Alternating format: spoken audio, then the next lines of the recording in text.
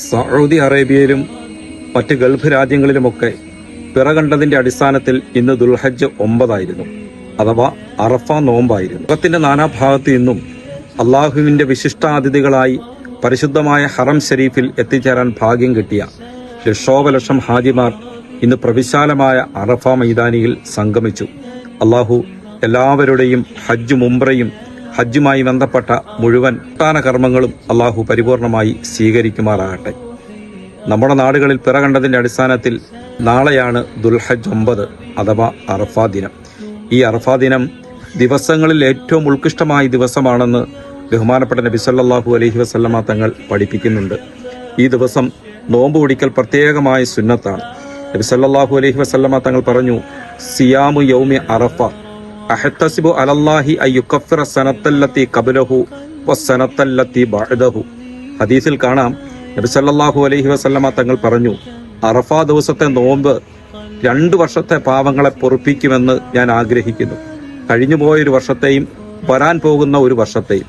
അഥവാ അറഫാ ദിവസത്തെ നോമ്പ് പിടിക്കുന്നതിന്റെ പേരിൽ കഴിഞ്ഞുപോയ ഒരു വർഷക്കാലഘട്ട ജീവിതത്തിൽ ചെയ്തു പോയ മുഴുവൻ ചെറിയ തെറ്റുകുറ്റങ്ങളും അള്ളാഹു ആ നോമ്പിന്റെ പേരിൽ പുറത്തു തരുന്നതാണ്. വരാൻ പോകുന്ന ഒരു വർഷത്തെ പാവവും അള്ളാഹു അഡീഷണലായിട്ട് പുറത്തു തരും എന്നാണ് നബി സല്ലല്ലാഹു അലൈഹി വസല്ലമ തങ്ങൾ നമ്മളെ പഠിപ്പിക്കുന്നത്. ഈ ഹദീസ് വിശദീകരിച്ചുകൊണ്ട് വരാൻ പോകുന്ന ഒരു വർഷത്തെ പാപം എന്ന് പറഞ്ഞത്, ജീവിച്ചിരുന്നാലല്ലേ ഒരു വർഷം പാപങ്ങൾ ചെയ്യേണ്ടി വരികയുള്ളൂ. പാപം ചെയ്താലല്ലേ ആ പാവങ്ങൾ പൊറുക്കപ്പെടേണ്ട ആവശ്യമുള്ളൂ. അപ്പോൾ വരാൻ പോകുന്ന ഒരു വർഷത്തെ പാവങ്ങൾ പൊറുക്കപ്പെടുമെന്ന് പറഞ്ഞതിന്റെ ഉദ്ദേശം, അറഫാ ദിവസത്തെ നോമ്പിന്റെ ബറക്കത്ത് കൊണ്ട് അല്ലാഹു സുബ്ഹാനഹു വ തആല ഒരു വർഷത്തെ ആയുസ് കൂടി നീട്ടിക്കൊടുക്കുമെന്ന് ചില മുഹദ്ദിസീങ്ങൾ ഹദീസ് വിശദീകരിച്ച് പറഞ്ഞതായി നമുക്ക് മനസ്സിലാക്കാൻ കഴിയും. അറഫാ ദിവസത്തെ നോമ്പ് അത് വളരെ ഉത്കൃഷ്ടമാണ്. എല്ലാവരും അനുഷ്ഠിക്കാൻ പ്രത്യേകം ശ്രദ്ധിക്കണം.